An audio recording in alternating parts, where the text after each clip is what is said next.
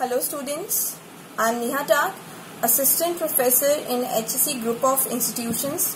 Today I am going to discuss process of collective bargaining with you. These are the various stages in collective bargaining process: preparation, discuss, propose, bargain, settlement. The very first is preparation. At the very first step, both the representatives of each party prepares the negotiations to be carried out during the meeting. In this stage, in the very first stage, the representatives of both the parties are the employer and the employee. उनके representatives जो हैं वो अपनी preparations करते हैं कि हम क्या चीज डिस्कस करेंगे collective bargaining session के during. Each member should be well versed with the issues to be raised at the meeting and should have adequate knowledge of labor laws. जो कोई भी, all the people who are going to take part in the collective bargaining session, they must have the knowledge of all the issues to be discussed as well as they must have the adequate knowledge of the labor laws. Next one is discuss.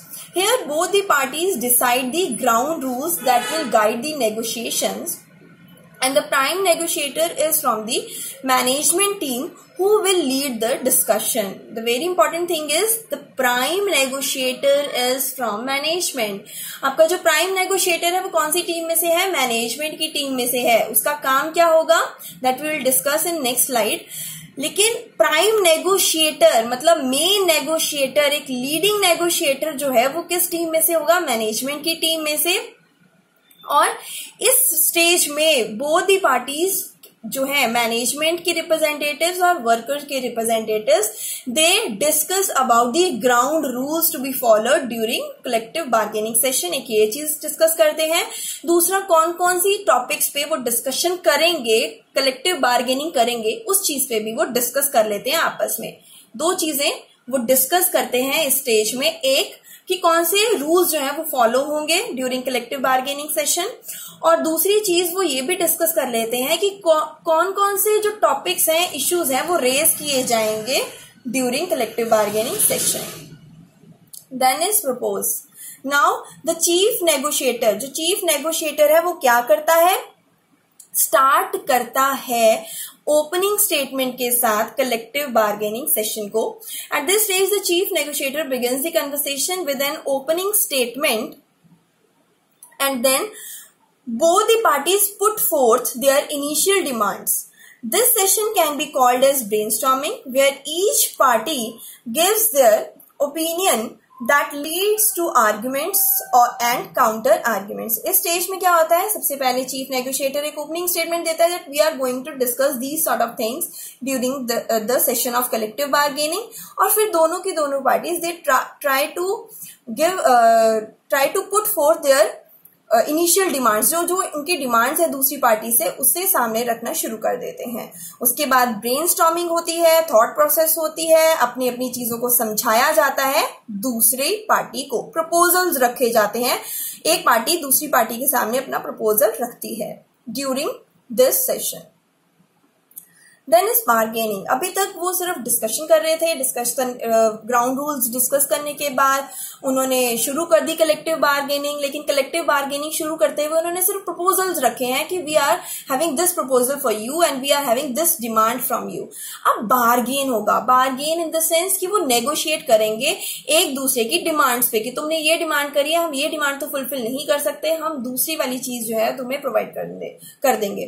तो जैसे कि example लेते हैं कि जैसे अगर workers ये कह रहे हैं कि हमें जो है एक मंथ में 4 कैजुअल लीव्स चाहिए अपार्ट फ्रॉम संडेज, जो संडे होते हैं उसके अलावा भी हमें कैजुअल लीव्स जो हैं वो चाहिए 4, तो मैनेजमेंट कहेगी this is not possible for us to give, हम ये चीज आपको नहीं दे सकते, लेकिन हाँ if you want instead of this we can give you wage hike, हम आपको वेज हाइक दे देते हैं, हम थोड़ा सा इंक्रीमेंट दे देते हैं, आपकी थोड़ी वेजेस जो है वो इंक्रीज कर देते हैं, लेकिन हम आपकी जो है लीव्स जो है वो इतनी ज्यादा नहीं आपको प्रोवाइड कर सकते हर month.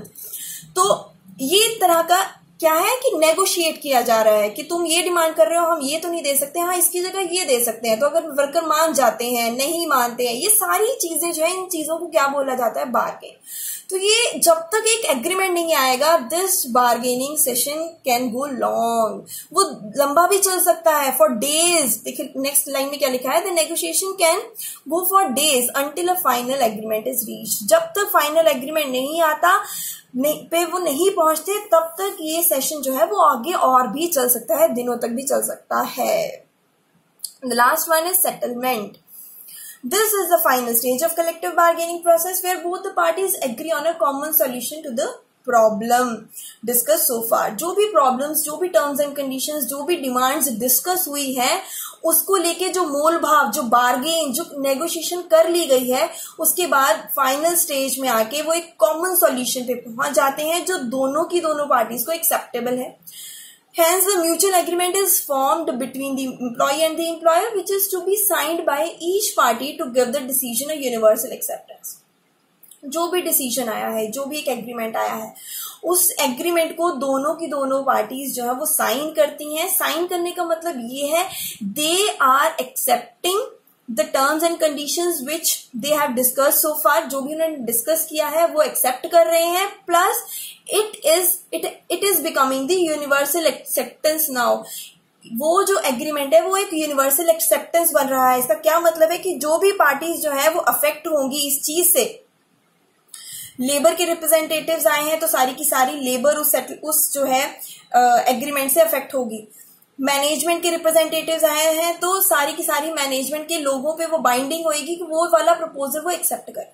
So that is how it is the universal acceptance. वो यूनिवर्सल एक्सेप्टेंस जो है वो उस एग्रीमेंट को मिल जाती है जब वो साइन कर लेते हैं, because they are representing the labour as well as management. ठीक है, तो इस तरह से एक फाइनल एग्रीमेंट आता है कलेक्टिव बार्गेनिंग सेशन के द्वारा, जो दोनों की दोनों पार्टीज मानती हैं और दोनों की दोनों पार्टीज किसी को रिप्रेजेंट कर रही हैं, तो वो जिनको रिप्रेजेंट कर रही हैं वो भी उसे एक्सेप्ट करेंगे। This is all about the collective bargaining process. Thank you.